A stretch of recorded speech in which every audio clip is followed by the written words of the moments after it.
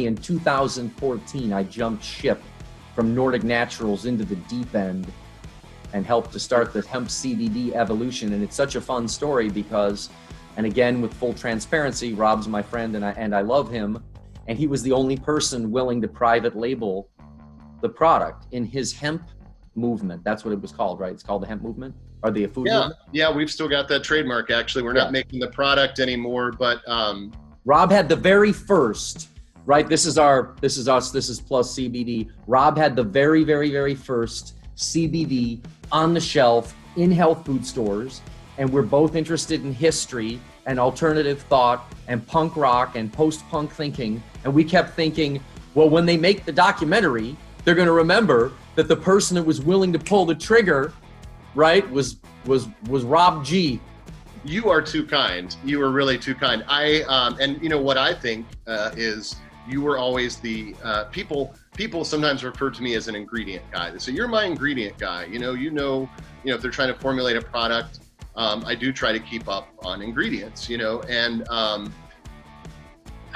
the UFO commando story, I before CBD, before you found CBD and were the first person to tell me, man, you got to check this out, and I always listen to you because, you're smart, and I know that you have your finger on the pulse. Kind of instantly if something is just of value, potentially or not, and clearly with CBD you jumped right on it, and you were the pioneer. You allowed the food movement and the hemp movement to get in on it early on, and I'm very thankful. Was also thankful to get out when we did. But the UFO commando. So I got to tell this story, and so here I'll adjust my lighting. So we're working at the booth, right? We're at the trade show, which God knows if we'll ever have another one of those again, right? But so we're standing at the trade show, and Stuart was just always the best guy to work the booth with because, like any job, you're standing there handing out samples, your energy level can get a little low, Would you like another gummy? Yes, how are you? Let me tell you the same story that I've told 100 times. Your energy level can wane.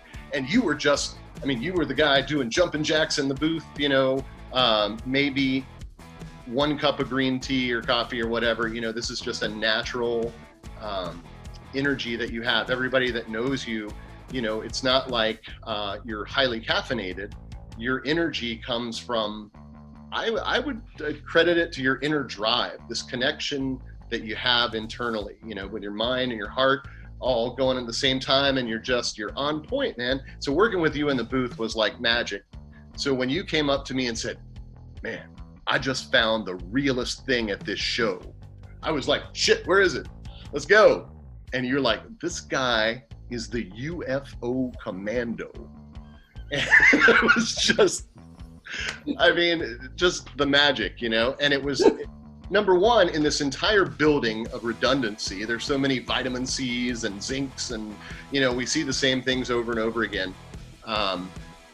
There was something different. There was something new, and it was humic fulvic minerals from the desert. And there was a guy there who was, I think your description was pretty accurate. This guy had been out in the desert for a while, it would have seemed. That guy opened a bank account for me, and I was like, I can't do this. Listen, because I kept turning people on to him. This was early on in the humic acid fight. You caught onto it early, and I didn't catch it quite as early. There was a very cool guy I'll never forget who was on the pro side at Nordic Naturals, who was a surfer, who was turning me onto it in a liquid form of fulvic acid early on, and I kept dismissing it.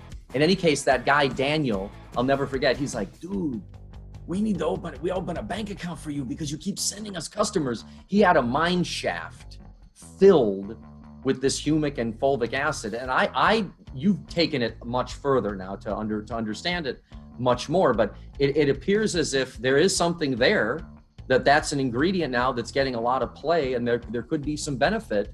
And correct me if I'm wrong, the fulvic and humic acids, it's just basically millions of years old of broken down trees and things like that. Is that right?